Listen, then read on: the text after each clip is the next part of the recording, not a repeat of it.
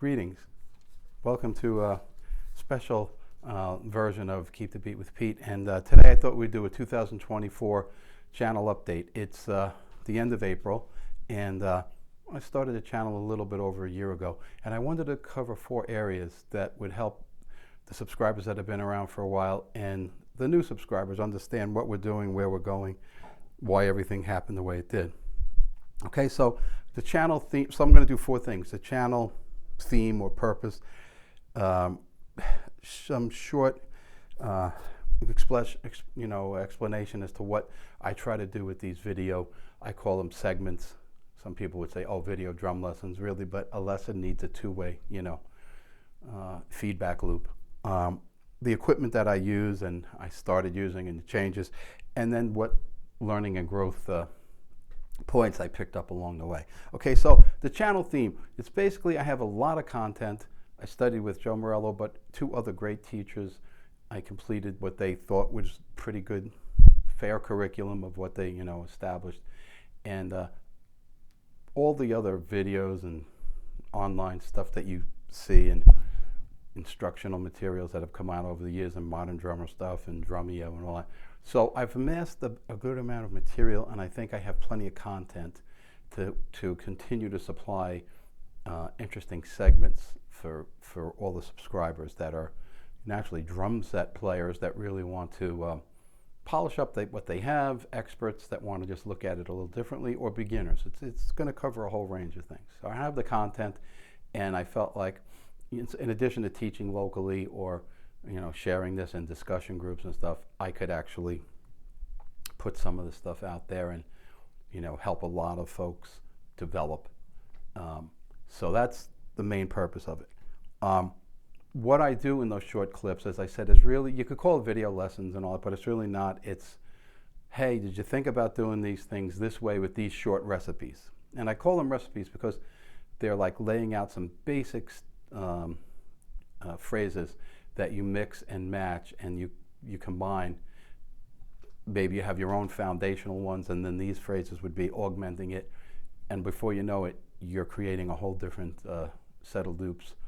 And we'll stay in the, if there's a range of music from the far basic simple stuff all the way to the most complex fusion, progressive jazz or whatever, intricate Latin fusion progression beats, we're going to stay in the continuum of like covering most of it, but not the fringes. Okay, probably not as much because it's hard to do that in 5 or 10 minutes. Okay, so we'll stay in a zone where you cover a lot of material. The equipment that I use, I just would take a quick rundown of it. First of all, the drums are DWs, except you can't see it on the angle I'm at now, but I have a Slingerland tom. So I'll give you the dimensions. This is a 8 by 12 small tom. I put it right next to the hi-hat. It's just a little unusual setup, but it works for me. 9 by 13 tom mounted on the bass drum. 16 by 16 floor tom, and a 16 by 18 Slingerland floor tom, and the 22-inch bass drum. The snare drum's 5 by 14. I use mostly Remo heads. I got used to them over the years, the Ambassadors. I just like the way they sound for a lot of different reasons. All Zildjian cymbals except one crash cymbal, you can't see it on the screen now, which is a Sabian. The hi-hats that I've been using a lot lately is a 15-inch hi-hat, but when you're playing other types of gigs or other types of music, you're going to do the 14-inch. These are either Zildjian Ks or As. There's a mix. And that's pretty much the cymbals. The electronic equipment, right now, I'm shooting on a Canon XA40 camera. I originally started shooting on a Zoom, which is just fine. If anybody's going to do a home studio thing, it's much more affordable. The Canon XA40 gives you a wider range of things you can do, and I think a sharper picture. I have ADM audio speakers, Model T5V. I'm using a MacBook Pro. I'm mixing, now that I can do mixing in the last several months, in Logic. The microphones, I have right now I'm using a Shure for the snare drum. I have I always mess up this bass drum one, but it's an I think it's AKG. Yep, AKG bass drum microphone, picks up really well. And I have 2 Sennheiser Phantom mics. Okay, so that takes care of that. There'll be more upgrades and changes to follow, but that's pretty much it. Now, learning and growth. Okay, so these are the things I picked up in the comments from all of you folks, which are actually very helpful. Observations, suggestions, requests, and from people that I know and I've gotten ideas from. So one of the first things was in the early lessons, if you go back and look at some of them, my voice wasn't coming through real well because I was sitting far enough away from the camera and I wasn't really miking my voice. So I had to go back and either reshoot those videos or put them into iMovie or something and boost the vocals, the audio for the voice. So I learned, I better use the microphone for that. And then subsequently I got a suggestion, hey, why don't you use either a wireless or in this case a wired lavalier, like lapel mic or something like that, which I'm using now. That goes directly into the audio interface and I can regulate my voice, no matter what happens, I can boost it. So at least if I'm trying to explain something, we don't have that problem. So, that's a learning thing, okay? The other thing is when I do drum covers, the thing about those is they're only for linking to some lesson that either went ahead of it or will follow it and stuff like that. So if I'm doing brush, Joy Spring, Max Roach, or Cherokee, Wynton Marsalis, that was to discuss playing with brushes. Similarly with some of the Kid Charlemagne and stuff like that, or Max Roach, it was a super up-tempo, I Get a Kick Out of You. Well, that was to talk about up-tempo jazz ride patterns and or the way you do the comping in that mode.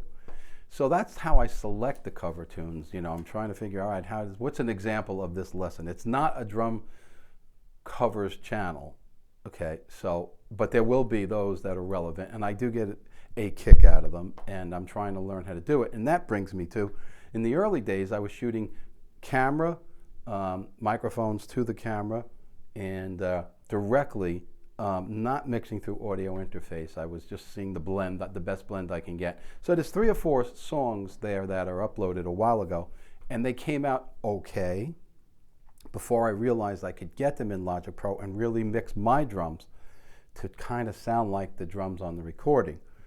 So there's pluses and minuses. The pluses are everything kind of sounds better because you're mixing and you're balancing better. The minuses are sometimes the drums on the recording are eclipsing mine. So the other way, I was getting comments, wow, your drums are kind of crushing the song. Okay. So what I'm going to do now is I had this Moises track canceling. I'll try that on some of the future uploads. I'll try to get the drums down pretty low and so my drums sit really on top. And for the most part, when I do an upload, I spend a lot of time and I do get real close to what was going down in the session. Sometimes exactly, but sometimes just, hey, that's pretty close. Especially like those Max Roach and Buddy Rich solos that I had transcriptions of. You're going to get, for me, I got close. I didn't want to spend the rest of my life, but I got close enough and I can play most of that stuff in a different, slightly different format or a slightly different tweaking, right? But can you really play that stuff? Yeah.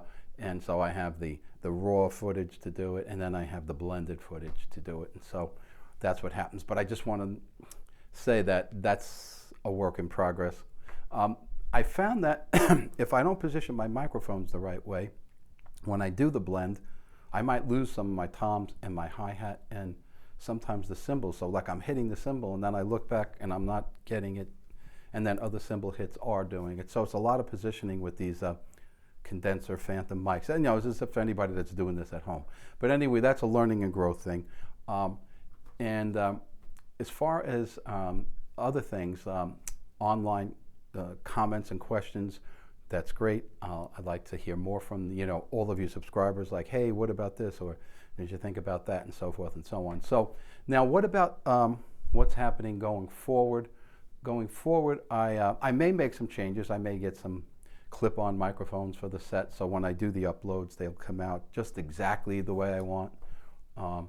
And I'm looking at, I have added an overhead camera. That was another request. So when I just shoot some bass drum bass drum shuffle video and stuff like that.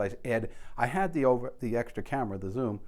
Now I got the boom stand that hooks. I could hook onto it, and I can sometimes shoot overhead now if I think that makes sense to highlight a point that we're doing. Oh, you're talking about this hand thing, and I can't really see it on this angle. So I'll be able to put a few clips, segments in there overhead, so that'll help. And what are the plans? Well, I plan to continue just covering segments of things that I have all this material on. It might be, hey, how'd you ever take this approach to a jazz samba? Here's some quick ideas to give your vocabulary a big boost. Hey, how about we look at a Mozambique this way, and we see it in different contexts, but how about we say, okay, what can we do as a basic to then do all these variations pretty easily. One of the things you'll notice is I'm trying to work and present material that is not hard to memorize. I mean, after playing all these years, I know that you can internalize muscle memory a lot of figures, even complex figures. After a number of times, the brain grooves and you'll get it. But when you're really under stress, it's adrenaline dump, it's a jam, it's a new gig, it's the first time set, or you're just trying to play, the band is really taking off and you're trying to do things. You want to have some really quick, instinctive things you go to, like 1, 2, 3, 4, 5. I don't want to think about this. And so a lot of the things I work on would be things you can take away and then say, oh boy, I can do that pretty easily. Yes, that's the point, with some work. I mean, it's not magic. So that's pretty much it. And I look forward to your comments and suggestions. We're going to try to learn and grow throughout the rest of 24 and into 25. A lot of different subjects to cover, a lot of different topics. The drum set's very complex. So I thank you for spending this time watching this video. And we are trying to create the beat we keep. That's the theme of it. Get some basics and then build on them. And then even if you're doing cover band music, you have to make some decisions. Am I going to try to cover this bass drum part exactly that way, or am I going to use a double pedal to supplement? Am I going to put this particular piece of equipment on, or am I not going to take that with me? Oh, we're doing this song. Do I have to get this part exactly? Where are the money shots, and the rest I can embellish and I can create variations. There's a lot of creativity going on, even in cover bands, let alone you're doing original music. And as I said in one of the videos, like Steve Gadd walks into the studio with Paul Simon. He says, I'm going to do the Steve Gadd beat on the 50 Ways to Leave Your Lover. There was no Steve Gadd beat. That had to be created in the context of the session with the music and so forth.